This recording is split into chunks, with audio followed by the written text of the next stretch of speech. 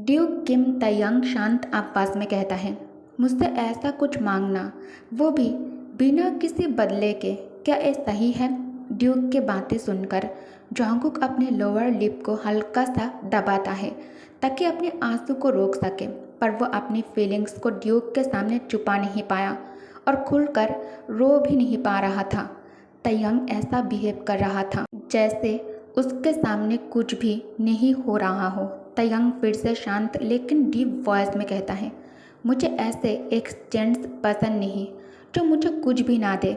जॉन्गकुक एक बार फिर हिम्मत करके कहता है, ड्यूक प्लीज़। जॉन्गकुक की आवाज़ रूह से निकालता है, पर तयंग फिर से जॉन्गकुक की बात को रोक देता है। तयंग कहता है, अफसोस, तुम्हारे आंसू मिस्टर वांग की फ्रीडम के लिए काफ़ी नहीं है। जॉन्गकुक कहता है, मेरे पास तुम्हें देने के लिए सिर्फ माफ़ी है, प्लीज़। हमारे पास पैसा नहीं है।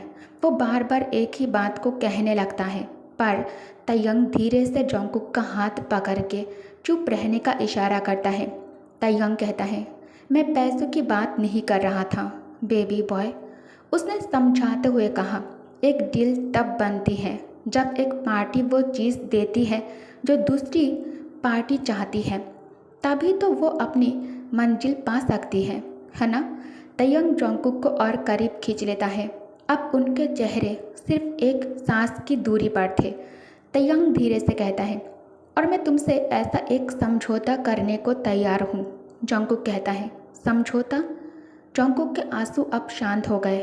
अब वो क्यूरियस हो गया कि वो उससे क्या चाहता है। तयंग कहता है, यस, एक समझौता। उसने हल्का सा सिर हिलाकर कहा, उसकी नज़र को ऊपर से नीचे तक देखते हुए, फिर से जॉन्गकुक की आंखों में देखते हुए। जॉन्गकुक की आंखें अचानक से बड़ी हो गई तयंग के असली इरादा समझने पर जॉन्गकुक तयंग के पकड़ से छूटने की कोशिश करते हुए जोर से अपना सिर हिलाने लगता है, जैसे जॉन्गकुक मना कर रहा हो। फिर तयंग भी तुरंत जॉन्गकुक को छोड़ देता है और जॉन्गकुक लड़खड़ाकर पीछे हट जाता है। तयंग खुद आराम से वापस अपनी विंग चेयर पर आकर बैठ जाता है, जैसे कुछ हुआ ही ना हो। अब जॉन्गकुक की आंखों में डर की जगह एक साइलेंट गुस्सा था। जॉन्गकुक ड्यूक को एक तक घूर रहा था। जॉन्गकुक जोर से कहता है, लेकिन मैं ये नहीं करूँगा। जॉन्गकुक के बाल भी खुल जाता है संघर्ष करते हुए, जिससे जॉन्गकुक का गर्दन और भी ज़्यादा ड्यूक को टेम्पटिंग लग रहा था। जॉन्गकुक तयंग को गुस्से से याद दिलाता है, तुम लेडी आयु से एंगेज्ड हो, तुम्हारा तो शादी होने वाला है। तयंग बस अपने कंधे उठाकर उसको देख रहा था, जैसे उसके लिए कुछ फर्क ही नहीं पड़ता हो। तयंग बिल्कुल शांत और कैजुअल टोन में कहता है, ओह रियली? और लेडी आयु का इससे क्या लेना देना है? एक हैंडकरचीफ निकालते हुए ये सब कुछ कह रहा था। तयंग के चेहरे पे बोर होने वाली एक्सप्रेशन थी, जैसे वो एक कॉन्वर्सेशन सुनना भी नहीं चाहता है। तभी फ़ोन फिर से रिंग करने लगता है। फ़ोन की घंटी से जॉन्गकुक एकदम से डर जाता है और ड्यूक के डेस्क से पीछे हट जाता है। तयंग ने हल्की सी आहें भरी, फिर वापस उसके पास से गुजरता हुआ फ़ोन की तरफ गया। तयंग फिर से अपने डीप वॉइस में कहता है, फिर भी बेबी तुम डरो मत, फाइनल डिसीजन तुम्हारे हाथ में है। या तो तुम मुझसे शादी करके खुद को मेरे हवाले कर दोगे, या फिर अपने अंकल को जेल में जाते हुए देखोगे तुम। सोच लो, उसने बोला जैसे ही उसने अपना हाथ फ़ोन पर रखा। तुम मना भी कर सकते हो इसके लिए, और फिर सब कुछ ख़त्म। मैं खुद करूँगा अपने हाथों से, और उसके बाद मैं तुम्हें किसी के सामने मुंह दिखाने के लायक नहीं छोड़ूंगा। मैं भी ड्यूक किम तयंग हूँ, जिस पर मेरा नज़र जाता है उससे मैं अपना बना लेता हूँ, चाहे उसके लिए मुझे कुछ भी क्यों ना करना पड़े। इतना कहकर तयंग रुक जाता है। जॉन्गकुक अभी तयंग से पूछने ही वाला था कि अगर वो मना करता है तो क्या होगा, तभी ड्यूक ने फ़ोन उठा लिया था। जॉन्गकुक देखता रहा कैसे तयंग, जो कि बेशरम इंसान, अचानक कैसे एक रिस्पेक्टेबल ड्यूक में बदल गया था। इस बार ड्यूक किम फ़ोन पर अपनी दादी माँ के हेल्थ के अपडेट्स के बारे में बात कर रहा था। जॉन्गकुक को लगा वो कभी भी उसके लिए इम्पोर्टेंट नहीं हो सकता।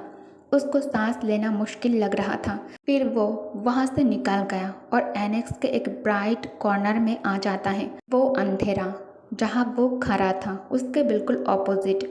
जॉन्गकुक चलते चलते एनेक्स के सेकंड फ्लोर के तरफ जाने वाले स्टेयरवेल के पास आकर रुक गया और वहाँ फ्लोर पर जाकर बैठ गया था। बिल्कुल कन्फ्यूज्ड से जंगकुक को लगा जैसे उसका सीना बहुत ही ज़्यादा भारी हो रहा हो। जंगकुक अपने घुटने अपने चेस्ट तक खींच लिए। उसने देखा कैसे कैसे बाहर रिवर का पानी मून लाइट में चमक रहा था। उस शाइन में वो खो गया। उसको लगा जैसे वो किसी लंबी नींद से जागी हो। एक खूबसूरत नाइटमेयर देखकर। कुछ दिन हो गए थे जब से मिस्टर वांग को पुलिस ले गई थी। जंगकुक सुबह ही लॉयर से मिलने के लिए गया था लॉ ऑफिस में, और अब वो थक के उदास मन से घर लौट रहा था। फिर जंगकुक को एक आवाज़ सुनाई देता है। ओह, तुम आ गए हो, मिसेस मोना तुरंत बोला। जैसे ही जंगकुक वापस आया, वो बाहर कॉटेज के सामने कब से टेंशन में इधर उधर घूम रही थी। मीटिंग कैसी रही? लॉयर से मिला क्या? क्या बोला उसने? उसने जल्दी जल्दी पूछा, पर जंगकुक कुछ बोल नहीं पाया। उसके दिमाग में बस वो ही घूम रहा था कि मिस्टर वांग के लिए वो कुछ नहीं कर सकता। जंगकुक ने सिर्फ अपना सिर हिला दिया, जिससे मिसेस मोना की आंखों का छोटा सा होप भी चला गया। स्टेट के सर्वेंट्स ने मिलकर कुछ पैसा इकट्ठा किए थे मिस्टर वांग को बचाने के लिए, अपनी तरफ से हेल्प करने के लिए लॉयर फीस में। जंगकुक वो पैसा बस चुपचाप एक्सेप्ट किए। वो बस दिल से थैंकफुल था सबके प्यार और कंसर्न के लिए। पर पैसा का क्या फ़ायदा जब लॉयर ने भी कह दिया था कि सभी सबूत मिस्टर वांग के अगेंस्ट हैं। ओ गॉड, मिसेस मोना ने शॉक में बोला। मैंने सुना है मैडम ओल्ड मिसेस किम चार्जेस ड्रॉप करने को तैयार थी, पर मैडम मिसेस किम ने मना कर दिया। उसका मन था कि मिस्टर वांग को उसकी गलती की सज़ा मिलनी चाहिए, पर वो सिर्फ एक एक्सीडेंट था, वो माफ़ भी कर सकती थी, मिसेस मोना ने बोला। जंगकुक ने मुश्किल से अपनी फीलिंग्स दबाते हुए मिसेस मोना की तरफ देखा। क्या मैं मैडम मिसेस किम से बात कर लूँ? जंगकुक धीरे से बोला। मिसेस मोना ने उदासी से मुस्कुराते हुए जवाब दिया, मुझे लगता है तुम्हें ड्यूक से मिलना चाहिए। सुनने में आया है मैडम ओल्ड मिसेस किम और मैडम एली डिसाइड नहीं कर पा रही थी, तो उन्होंने फाइनल डिसीजन यंग ड्यूक को दे दिया है, उसने समझाया। ये सुनकर जंगकुक को चक्कर जैसा आने लगे। मिसेस मोना ने तुरंत उसका हाथ पकड़कर उसको संभाला और धीरे से केबिन के अंदर ले जाकर बिठाया। डोंट वरी जंगकुक, मुझे यकीन है ड्यूक अपनी मॉम से ज़्यादा काइंड होंगे। मिसेस मोना ने उसको कंफर्ट किया। अभी भी उम्मीद है, उसने कहा, उसके बैग को सॉफ्टली पैट करते हुए। उसने फाइनली बोला, जो भी हो, आई थिंक मैं ये बाद में खाऊंगा, अभी नहीं, जंगकुक ने सॉफ्टली एडमिट किया। मिसेस मोना ने बस हल्की सी आहें भर लेता है और जंगकुक की उदासी देखकर उसको अच्छा विश करता है, फिर वहाँ से चला जाता है। जैसे ही जंगकुक अकेला होता है, उसने अपना फेस अपने हैंड्स में छुपा लिया और रो दिया। जो लॉयर से वो मिला था, उसने कोई प्रॉपर सोल्यूशन नहीं दिया, बस बताया कि मिस्टर वांग को उसके प्रॉब्लम से बचाना मुश्किल है। अगर मिस्टर वांग लकी हो तो शायद उसको जेल ना जाना पड़े, पर कोर्ट का प्रोग्रेस और प्रोसेस बहुत लंबा और मुश्किल होता है। साथ ही जो डैमेज हुआ था उसका कॉम्पनसेशन देना ज़रूरी था। किम फैमिली के अगेंस्ट लीगल फाइट लेना बिल्कुल भी इजी नहीं था। ऐसे टाइम पे लॉयर ने बोला था, बेस्ट है कि दोनों पार्टीज कोर्ट जाने से पहले मिलकर कॉम्प्रोमाइज़ कर ले। ये एडवाइस सुनकर जंगकुक और ज़्यादा टेंशन में आ गया। उसको पता था कि किम फैमिली में मार्सी नहीं है, शायद पूरी फैमिली नहीं, पर ड्यूक बिल्कुल भी माफ़ नहीं करता। जंगकुक ऑलरेडी उसको 3 दिन पहले मिल चुका था। इन कुछ दिनों में उसने डिसीजन लेने की बहुत स्ट्रगल की और अलग अलग सॉल्यूशन ढूंढने की कोशिश किया। जंगकुक इतना टेंशन में था कि सही से वो ना खाना खा पा रहा था, ना पानी पी पा रहा था, ना ही सही से सो पा रहा था। उसका सेल्फ रिस्पेक्ट उसको ऐसी डील एक्सेप्ट नहीं करने दे रहा था। ये उसके प्रिंसिपल के अगेंस्ट था।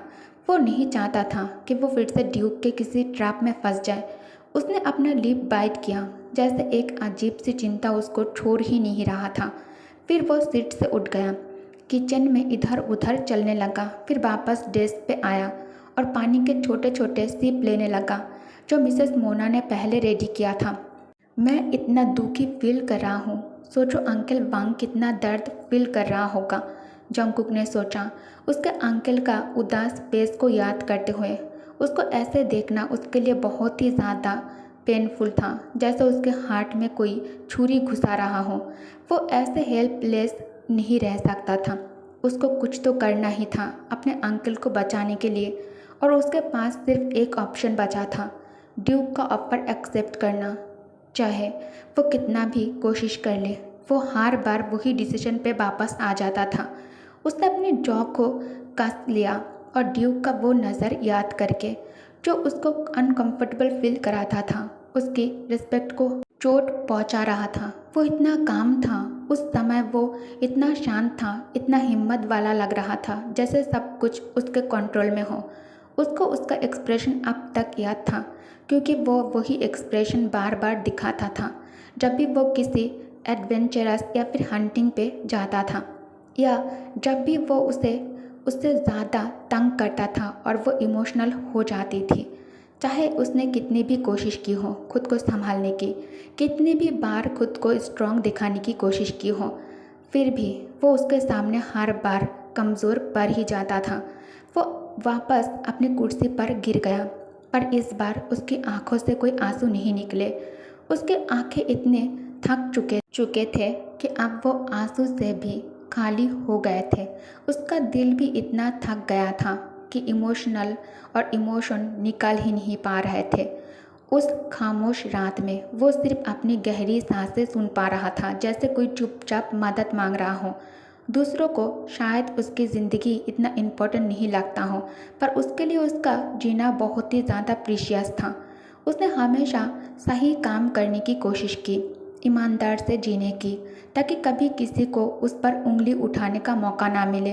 किसी भी दूसरे इंसान की छोटी सी ख्वाहिश भी उसके खुद के मेहनत से कमाए हुए सपनों को तोड़ नहीं सकता था। पर अब उसने डिसाइड कर लिया था, अंकल वांग क्या सोचेंगे मेरे बारे में अगर उन्हें पता चले कि मैंने क्या किया। ये सोचकर उसका मन और भी घबरा गया, और उस रात जंगकुक ने अंधेरे में खुद को छुपा लिया। उसके पास खुद को संभालने की भी हिम्मत नहीं बची थी। वो काफ़ी देर तक बस वही बैठा रहा। रात काफ़ी लेट हो चुका था जब तैयंग ने फाइनली आज का लास्ट डॉक्यूमेंट साइन किया। सारे पेपर्स चेक करने के बाद उसने अपनी कुर्सी पे पीछे लीन किया और पास खड़े अटेंडेंट को देखा। तुम आज रात फ्री हो, जा सकते हो, उसने सिंपल टोन में बोला। अटेंडेंट ने बस हल्की सी हाँ में सिर हिलाया, पेपर्स ले लिया और वहाँ से चला गया, तैयंग को अकेला छोड़कर। जब से तैयंग एनेक्स में रह रहा था, वो वह ज़्यादा टाइम स्पेंड करता था, क्योंकि मेंशन में अब बिजली नहीं थी। पर असली रीज़न ये नहीं था। उसको लग रहा था कि जंगकुक आज रात उसके पास आएगा। ओके गाइस, तो इस पार्ट को मैं यही एंड करती हूँ। नेक्स्ट एपिसोड में रोमांस के साथ देखने के लिए आपको इंतज़ार करना पड़ेगा। और आज की एपिसोड मैं शॉर्ट इसलिए कर रही हूँ क्योंकि मैं दिन भर बहुत ही ज़्यादा बिजी थी, और रीज़न अब सबको आप तक पता चल ही चुका होगा मेरी टेलीग्राम पोस्ट देखकर। फिर भी मैं बता देती हूँ कि मेरे इन लॉज के घर से गेस्ट आए हुए थे शादी के डेट फिक्स्ड करने के लिए, इसलिए मुझे स्टोरी राइटिंग करने के लिए ज़्यादा टाइम ही नहीं मिला। ओके, आई होप कि आप लोग अंडरस्टैंड कर सकते हो। Thank you for watching, bye bye.